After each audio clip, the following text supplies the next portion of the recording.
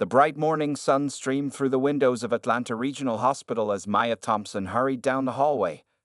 Her colorful scrubs swished with each step, and her braids, neatly tied back, bounced against her shoulders. As the hospital's newest physical therapist, she wanted to be early for her first appointment of the day. "Maya, wait up," called Sarah, her supervisor. "I got a new patient for you. He's in room 205. Maya took the file from Sarah's hands and quickly read through it. James Wilson, age 32, software engineer. 5 years post-spinal cord injury from a rock climbing accident. She had worked with many patients with similar injuries during her training, but something about his photo caught her attention. Perhaps it was the warmth in his smile despite the circumstances. When Maya knocked on room 205's door, she heard a clear, friendly voice say, "Come in." She pushed open the door to find James sitting in his wheelchair near the window, his laptop balanced on a small table. The morning light highlighted his strong features and the specks of gray in his otherwise dark brown hair. "Hi, I'm Maya Thompson, your new physical therapist," she said with a professional smile. "I'll be working with you 3 times a week." James looked up from his computer screen, and his face broke into a genuine smile. "Nice to meet you, Maya. I hope you don't mind if I finish this one line of code. I promised my team I'd fix this bug before our morning meeting." Maya found herself chuckling. "A dedicated worker, I see. Take your time." As she waited, she noticed classical music playing softly from his laptop speakers. The gentle notes of Bach filled the room, creating a peaceful atmosphere. Maya unconsciously began humming along to the familiar tune. "You know Bach?" James asked, looking up with surprise. "Brandenburg Concerto No. 3, Maya replied. "My grandmother played it on piano every Sunday morning when I was growing up." "Finally, someone who appreciates good music," James said, closing his laptop. "My last therapist only listened to pop music. Nothing against pop, but sometimes you need something with more depth." As they began their session, Maya noticed how James approached each exercise with determination. He didn't complain when things were difficult, instead making dry jokes about his uncooperative legs. His sense of humor and positive attitude were refreshing. "So, what made you choose physical therapy?" James asked between exercises. Maya helped him stretch his legs as she answered. "My younger brother had cerebral palsy. Watching his therapists help him gain more independence inspired me. They changed his life, and our family's life, for the better." James nodded thoughtfully. "That explains why you seem different from other therapists I've had. You really understand the impact this has on the whole person, not just the physical part." Their conversation flowed easily as they worked through the exercises. They discovered they both loved science fiction books, had an unhealthy addiction to coffee, and shared the same sarcastic sense of humor. Time flew by, and before they knew it, the session was over. "Same time Wednesday?" James asked, adjusting himself in his wheelchair. "You got it," Maya replied, gathering her equipment. "And maybe next time you can tell me why a software engineer was rock climbing in the first place." "Oh, that's quite a story," James laughed. "Involves a dare, 2 energy drinks, and very poor judgment." As Maya walked out of room 205, she felt different. In her 3 years of practice, she had never connected with a patient quite like this. She tried to push away the unprofessional thoughts entering her mind, reminding herself that he was her patient. Later that evening, as Maya drove home, she couldn't stop thinking about James's laugh and the way his eyes lit up when talking about music. She also couldn't ignore the butterflies in her stomach when she thought about their next session. "Get it together, Maya," she muttered to herself. "He's your patient, and that's all he can be." But sometimes, life has other plans. And in room 205 of Atlanta Regional Hospital, something special had begun, even if neither Maya nor James realized it yet. 3 months had passed since Maya first met James in room 205. Their therapy sessions had become the highlight of both their weeks, filled with laughter, music, and progress. But Maya knew she was crossing a line when she caught herself checking her appearance in the mirror before his appointments. One Wednesday morning, Sarah pulled Maya aside before James's session. "Maya, I've noticed how you are with Mr. Wilson," she said gently. "Maybe we should assign him to another therapist." Maya's heart sank, but she kept her voice steady. "James is making excellent progress. Changing therapists now could set him back." "That's exactly my point," Sarah sighed. You're calling him James, not Mr. Wilson. I've seen how you two look at each other. As your supervisor, I need to make sure everything stays professional. Just then, they heard the familiar sound of wheels on the hospital floor. James appeared around the corner, wearing a blue button-down shirt instead of his usual therapy clothes. Maya, could we talk? He asked, then noticed Sarah. Oh, good morning, Mrs. Parker. Sarah looked between them and walked away, shaking her head. Maya followed James to their usual therapy room, confused by his formal attire. I'm requesting a different therapist, James said as soon as the door closed. Maya felt like someone had punched her in the stomach. Not because you're not amazing at your job, he continued quickly, but because I'd like to ask you to dinner.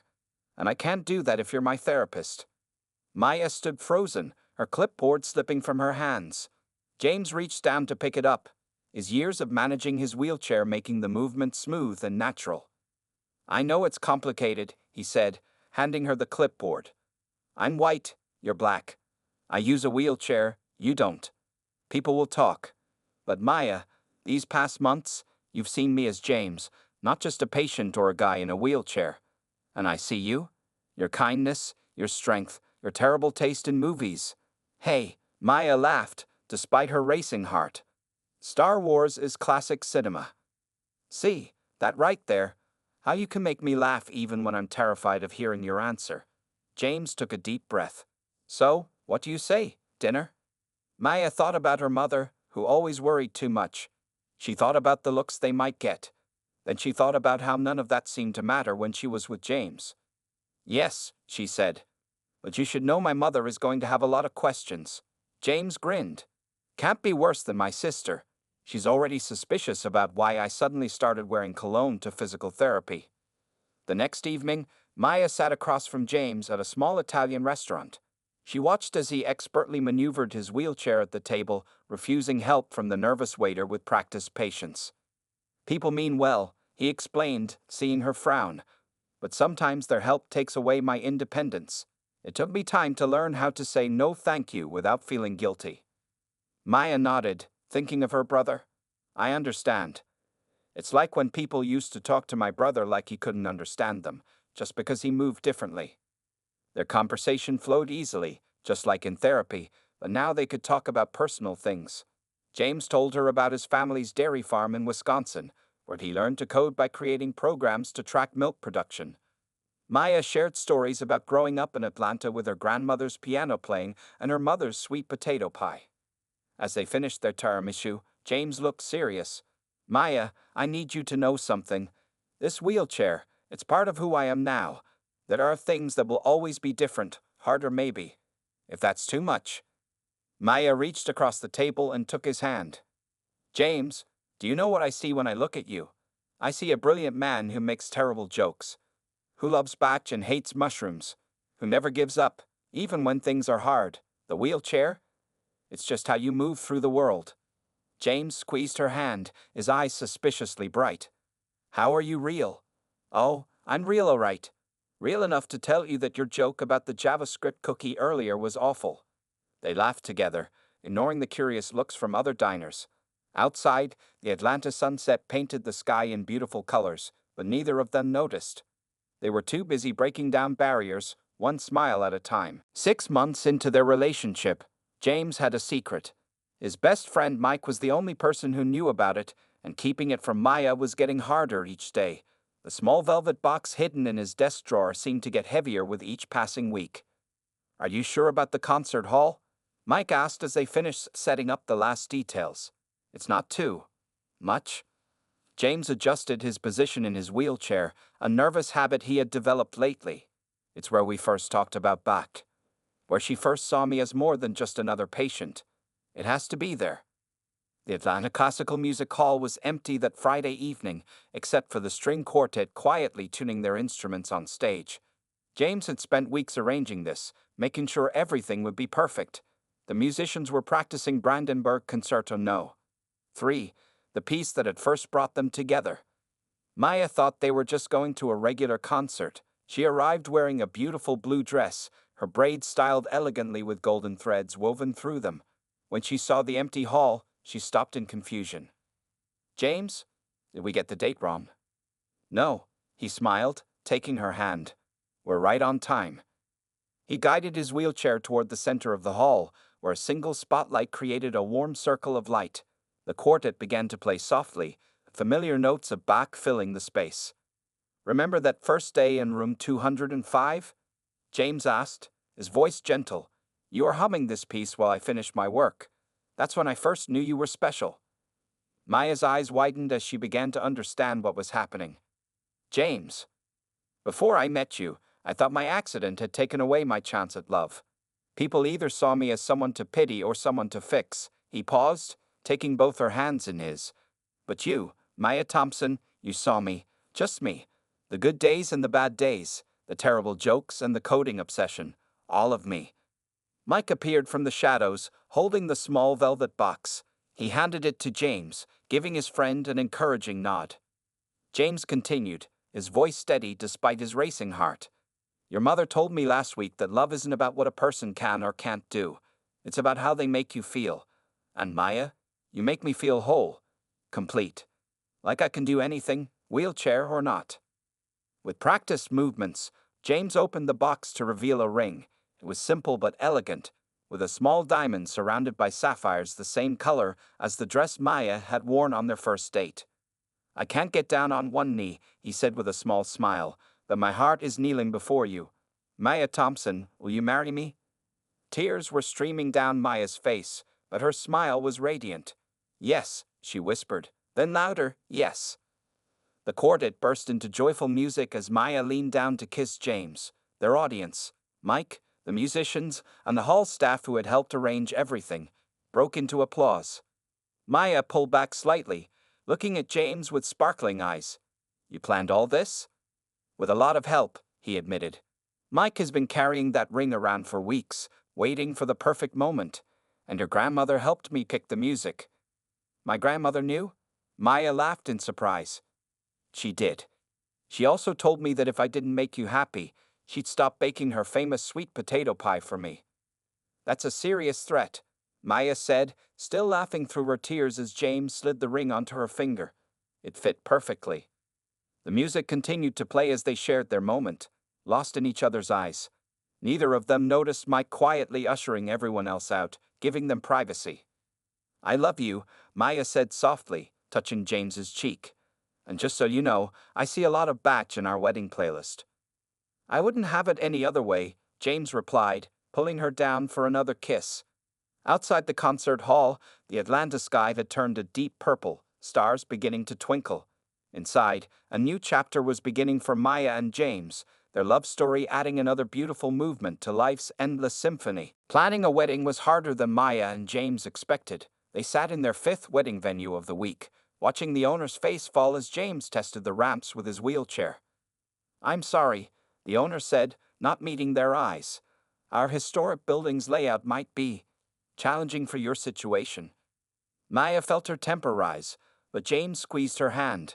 After the owner walked away, he said quietly, That's a polite way of saying they don't want to deal with a wheelchair at their perfect wedding venue. Then we'll find somewhere better, Maya replied firmly. She pulled out her phone and crossed another place off their list, somewhere that deserves us. At home that evening, they spread their wedding planning papers across their dining table. Maya's mother, Linda, was visiting to help, though her help sometimes came with unexpected comments. You know, baby, Linda said, sorting through flower catalogs, nobody would blame you if this feels like too much. Marriage is hard enough without extra challenges. Mom, Maya warned, but James spoke up. You're right, Linda, he said, surprising both women. Marriage is hard. That's why Maya and I are facing every challenge together, just like we will for the rest of our lives. Linda looked at James for a long moment, then smiled softly. Well, when you put it that way, she pulled out a new venue brochure. What about the botanical gardens? They just finished renovating everything to be fully accessible. Progress came in small steps. James's sister Rachel, who had initially been skeptical of their relationship, became their strongest supporter after spending a day with them. She saw how Maya and James worked as a team, how they had developed their own rhythm for handling daily tasks. The way you two look at each other, Rachel told James later, it's like you see your whole world in each other's eyes. But not everyone was as understanding. When they met with the wedding photographer, he kept directing all his questions to Maya, acting as if James wasn't there. "And where will the groom be standing during the ceremony?" the photographer asked Maya.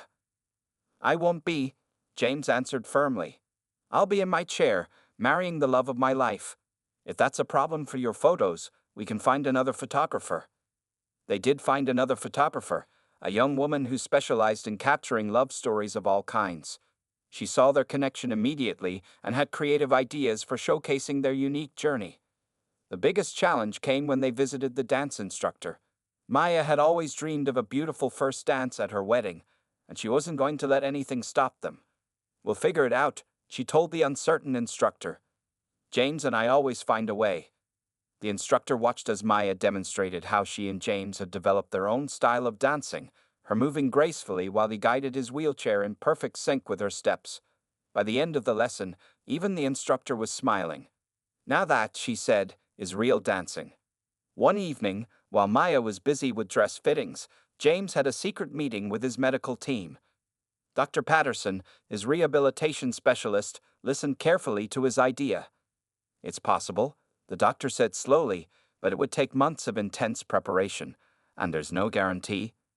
"I don't need guarantees," James interrupted. "I just need a chance to give Maya the surprise of her life." The doctor looked at James's determined face and nodded. "All right, we'll start tomorrow."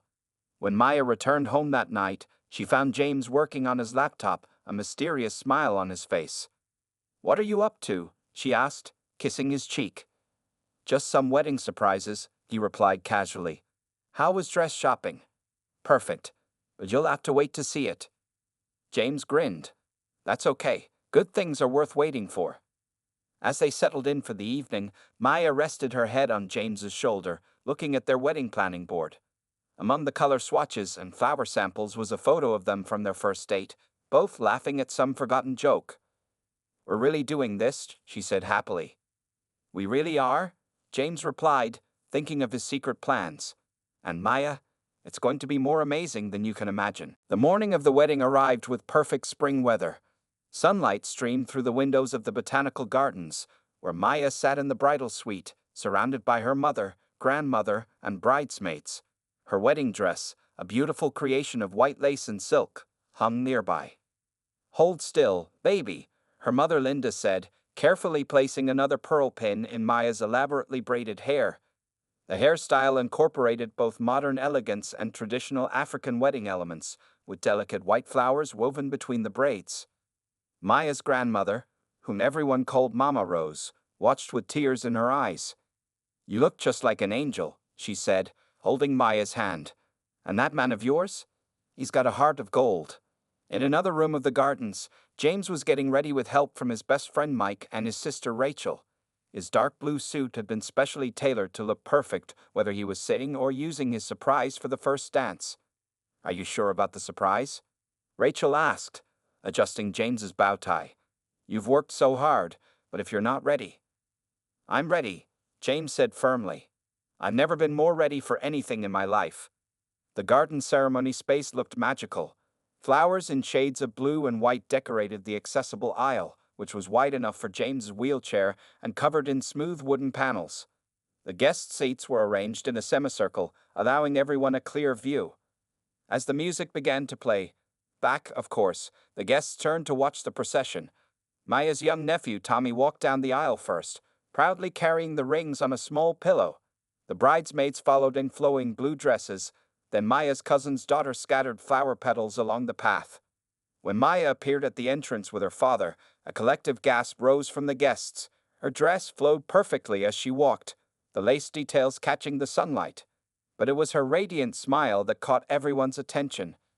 James waited at the altar, his eyes filling with tears as he watched Maya approach.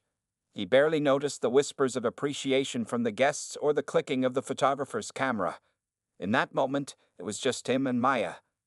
Maya's father kissed her cheek before placing her hand in James's. As she took her place beside him, she whispered, "You look so handsome."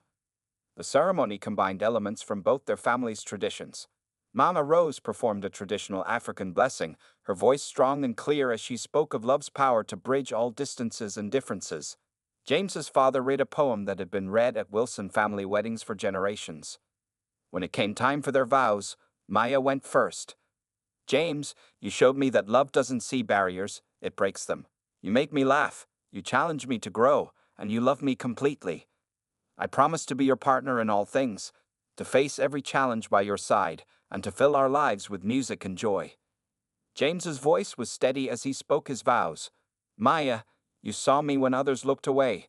You loved me not in spite of who I am, but because of who I am. I promise to be your strength when you need it, your comfort when you hurt, and your biggest supporter in all your dreams. Every day with you is a gift I'll never take for granted. The exchange of rings brought fresh tears to everyone's eyes. James's hands were steady as he slipped the diamond ring onto Maya's finger, joining her engagement ring. Maya's hands trembled slightly as she placed James's wedding band on his finger. By the power vested in me, the officiant said, I now pronounce you husband and wife. You may kiss the bride. Maya leaned down as James reached up, their kiss perfect and sweet. The garden erupted in applause and cheers. Mama Rose's voice could be heard above the celebration, singing a traditional wedding song. As they made their way back down the aisle together, flower petals falling around them, Maya squeezed James's hand. Neither of them could stop smiling. Ready for our first dance? James asked with a mysterious smile. Ready for anything, as long as it's with you, Maya replied, not knowing that the biggest surprise of her life was just moments away. While guests moved to the reception area of the botanical gardens, James slipped away with Mike and Dr. Patterson. They went to a private room where a large medical bag waited.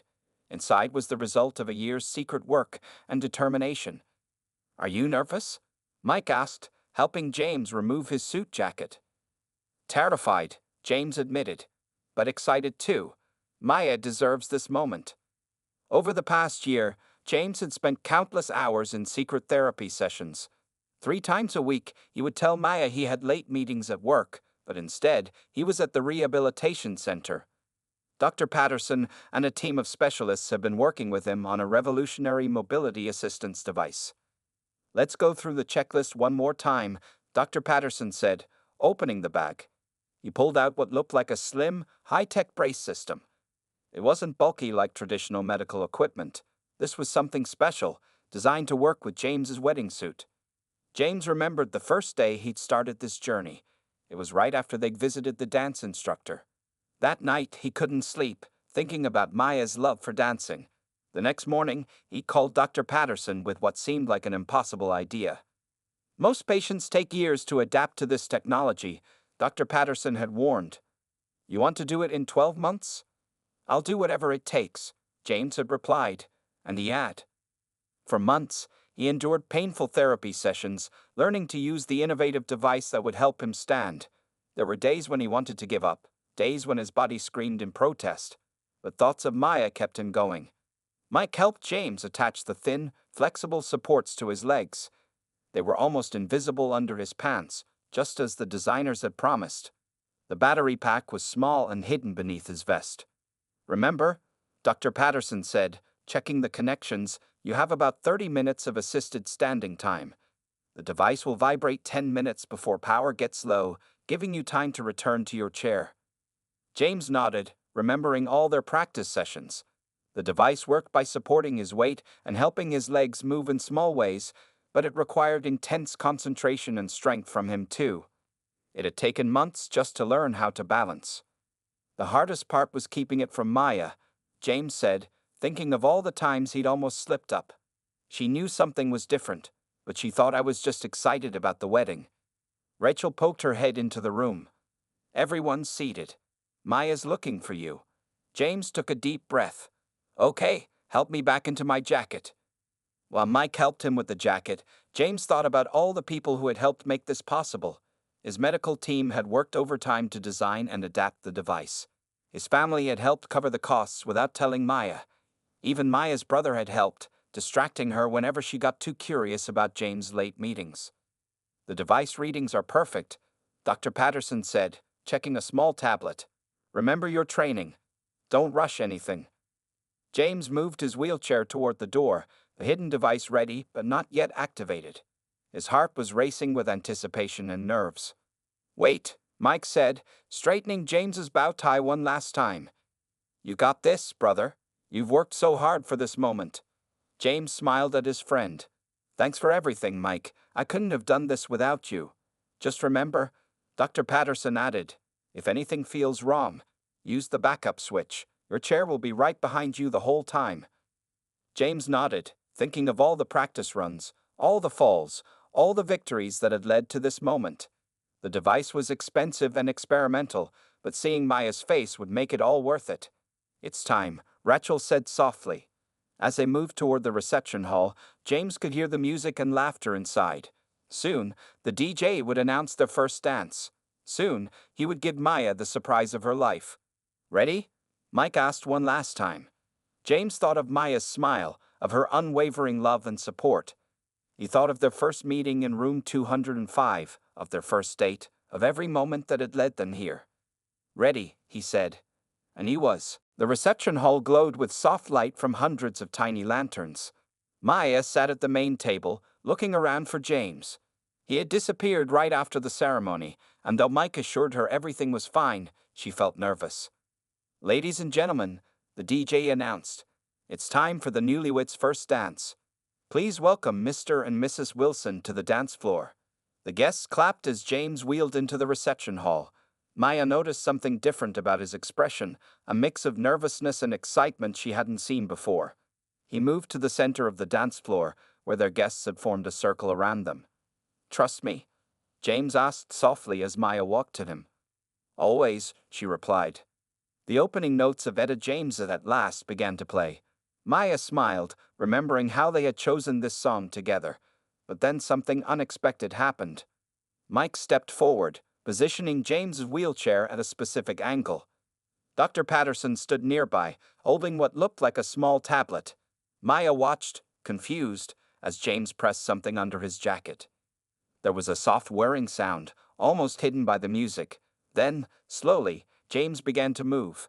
Maya's hands flew to her mouth as she watched her husband, the man she had known only in his wheelchair, begin to rise. The room fell completely silent except for the music. Using the advanced mobility device hidden beneath his suit, James carefully stood up. He was a bit unsteady at first, but his eyes never left Maya's face as he reached for her hand. Oh my God, Maya whispered, tears streaming down her face. James? May I have this dance? He asked, his voice shaking slightly with emotion. Maya stepped forward into his arms. James held her carefully, the device helping him maintain his balance as they began to sway to the music. They weren't doing any fancy moves. They couldn't. But they were dancing together, standing face to face. Asterisk at last. My love has come along. Asterisk. The lyrics seemed to float around them as they moved slowly together. Maya could feel James's heartbeat against her cheek, could see the concentration on his face as he focused on each movement. This was why he had been having late meetings, why he had seemed so tired some days. He had been preparing this gift for her. I can't believe you did this, she whispered. Believe it, he smiled. I had a lot of help. Your brother was great at making excuses when you got suspicious. Maya laughed through her tears, looking over at her brother who was openly crying while filming everything on his phone. In fact, there wasn't a dry eye in the room. Mama Rose was clutching Linda's hand, both women watching with proud, tear-filled eyes. Even the photographer was wiping her eyes between shots. Asterisk, I found a dream that I could speak to. A dream that I can call my own. Asterisk. As they danced, James told her quietly about the months of secret therapy, the special device, and everyone who had helped make this moment possible. Maya listened in amazement, her heart overflowing with love for this man who had worked so hard to give her. 1 month after their wedding, Maya and James sat in their living room, still amazed by the letters and messages that kept arriving. Their wedding video had somehow found its way onto social media, and their first dance had touched hearts across the world. Listen to this one, Maya said, reading from her phone. Dear Maya and James, your love story gave me courage to propose to my girlfriend. I've been worried because I use a wheelchair, but you showed me that love has no limits. Thank you for sharing your story. James smiled, moving his wheelchair closer to read over her shoulder. We've gotten hundreds of messages like that. It's incredible how many people were inspired. They had spent their honeymoon in a beautiful beach resort that specialized in accessible vacations. The same device that had helped James dance at their wedding had allowed them to take romantic walks on the beach together.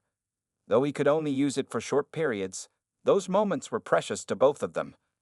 Dr. Patterson called today, James said, taking Maya's hand. He wants us to help start a foundation, the device that helped me stand. They want to make it available to more people. They're calling it the Wilson Project. Maya's eyes lit up. Really? That would be amazing. Think of how many lives it could change. There's more, James continued. Remember the coding project I've been working on? It's software to make the device more affordable and easier to control. The medical board approved it for testing yesterday. Their lives had become busier than ever. Maya had started a special physical therapy program at her hospital, focusing on couples where one partner had a disability. James split his time between his software company and working with Dr. Patterson's team to improve the mobility device. Oh, Maya suddenly remembered something. Your sister called. She's planning a big party for your parents' anniversary next month. She wants us to help surprise them with a dance. James grinned. I think we know something about surprises.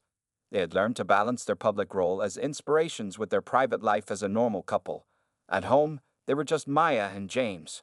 She still complained about his terrible jokes, he still teased her about her movie choices, and they still had Bach playing in the background most evenings.